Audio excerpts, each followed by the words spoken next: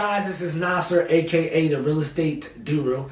I'm not a guru, I'm a Doru because I actually do this business. Today, by popular demand on my IG page, I brought back my tax accountant to ask some more questions, right? People have questions for Natalie, and she runs the Kaladi tax firm. She was so nice to come back on a Sunday, so thank you. Yeah.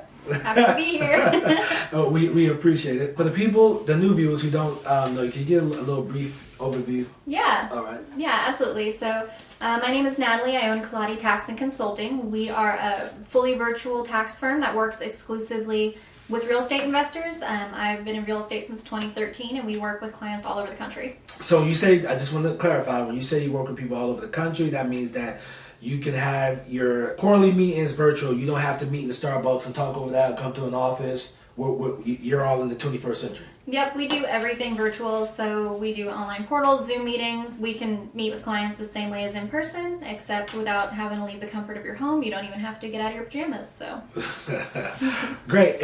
Yes, and people, I get that question a lot. And yes, you can meet with your tax person virtually. We actually live in the same county, and the only time we meet is to do these videos. All right, so so yes, a question I have, right, is are real estate taxes paid in advance? And I want you to answer that, and then we're going to go in. Can I tell the title company attorney to take taxes out of my check? For the sale of a property or on your... On just like the sale of a property or wholesaling? Yeah, it varies by state. So there are some states where they will actually, like New York is a state where they'll pull your taxes at closing and actually have you kind of prepay it in, sort of like on your W-2s where they hold your taxes throughout the year. So some states will do that, but most states don't. And so what you'll want to do is when you sell a property, talk with your accountant, figure out how much gain you're going to owe, because then you'll true up on your tax return and you don't want to get surprised with a big hit. All right, absolutely. Those taxes definitely come with a big hit. Yeah. Especially because you're making lump sums of 30, 40, 50, $80,000. And with those lump sums at the end, when you got to pay Uncle Sam, it's like, wow, he's getting a big chunk.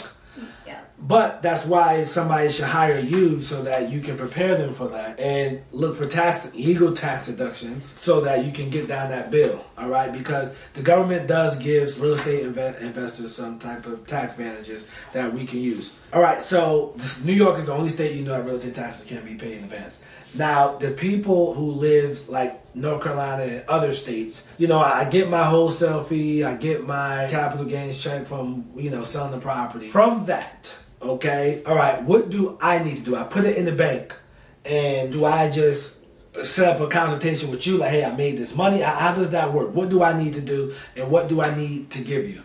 Yeah, so for your wholesaling income, it's going to be ordinary income to the IRS. So it's the same as running any other kind of business to them. It's just that what you're selling is a contract. So what you'll want to keep track of, so basically at the end of the year, it'll be your responsibility to know essentially how much you've earned from those total and try to be pretty accurate, because the title companies will often issue you a 1099 or you'll get one through other sources for that earning, so you want it to match up. So you're going to report the sum of what you earned from each of those sales as a lump number on your taxes. And then against that, though, you get to offset it with any related expenses, right? So all of your miles from driving for dollars, all of your advertising, marketing, any of your budget that went into doing those deals, you'll get to use that to reduce your taxable income. So you'll just want to keep track of all of that through the year and give that to your tax person at the end of the year. And so basically, make sure you keep all your HUD statements. Yes. Set up a folder on Dropbox, Google Drive, whatever server you use, iCloud, HUDs, 2020 HUDs, 2021, whatever year it is, and keep those HUDs in there, because you will need those for the end of the year when you go to whoever your tax professional is. Now, all right, so we got that out. So they have to keep documents and records, okay? Let's say that if a client of yours wanted to pay... Now, first of all, let's back up. You said something about ordinary income. Yep. What is there like a specific tax rate that ordinary income gets taxed at? So there are several. So in the United States, we have a marginal bracket system. So the amount of tax you pay depends on what bracket, how much income you make overall. Okay. And so that can vary, but it's important to note, like you'll hear people say they don't want to get into that next tax bracket, but if the cutoff for the next bracket's $100,000 and you make $105,000, only that extra $5,000 is taxed at a higher rate. So don't get hung up on the brackets, but there are tables you can look online for the 2020 tax brackets, and so you'll have a good idea of about how much you're going to pay in ordinary income tax, and so you can kind of estimate for how much you'll owe. And then it's important to remember that on like wholesaling income, you will also have self-employment taxes. Okay, all right, unless you're structured differently. Yeah, so self-employment taxes are they're payroll taxes basically. When you work for someone, it's what comes out of your paychecks. When you're self-employed and work for yourself, you're paying both halves. If you make enough money, talk to your accountant about potentially being an S corp, which lets you take a payroll, so you pay those taxes on that amount, and then you don't pay that extra self-employment tax on the balance of your earnings. So we got what's ordinary income. You say you can Google that, the ordinary income 2020, 2021, to see what tax brackets you are, because I always start when people say, I'm going to move up the next tax bracket, everything is taxed at That's that. what everyone thinks, yeah. Okay. All right. It's not that bad. All right. So also, I have some friends of mine and colleagues that what they do is they pay taxes quarterly. So, and could you explain how that works, and who are you paying quarterly? Are you paying the state you're in, or are you paying federal? Both. So if you're in a state with income tax, which is most except for like Washington, Florida, Texas, a couple others, you will pay tax to the state as well. So you'll want to look at your state tax rates as well as the federal bracket. People who pay quarterly taxes, so we're technically on a pay-as-you-go system, so there's a small penalty if you don't pay in tax each quarter as you're earning it, but the penalty isn't that big. So especially with real estate, what I tell people is basically if you have a better use for that money, if having that money in your pocket can help you close a deal that will make you more than the penalty would cost you, and it almost always does, unless you're like really bad at this. As long as having that money will make you more than it'll cost you, it's not always worth it to make those estimates, but talk to your accountant, see kind of what the penalty would be for how much you're making, and if it's better to just pay it all when you file and,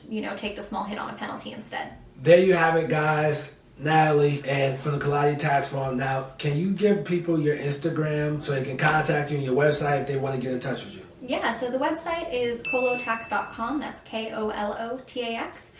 You can find me on Instagram at Kaladi Tax Boss, and you can find me on Facebook by just looking up Kaladi Tax and Consulting. All right, cool. And are you still doing the free consultations for clients, for new clients? We are doing a fee for consults right now just because we got so busy, so it kind of just reserves the time. But I'm happy to answer questions, or, if you shoot me a quick message with a quick question, I'm always happy to help. Yeah, she got real busy, guys. So, so now if somebody wants to hire you, how does that work? They go to the website and do what? Yep, so book the consultation. It'll ask you some questions, let you upload your prior return. So that's the other part of why there's a cost, is you're not just going to get to chat with me for 20 minutes. We'll review those returns for you, tell you everything your old accountant screwed up. We'll tell you how we're going to fix it and how much it's going to save you, if there's anything we can do going forward. So you'll get a bunch of feedback and pricing and kind of all of it before we go forward. So you get a lot for the phone call. So now you have that, and as usual, you can find me on Instagram, RealEstate Doru. Join my Facebook group, Wholesaling with the Doru.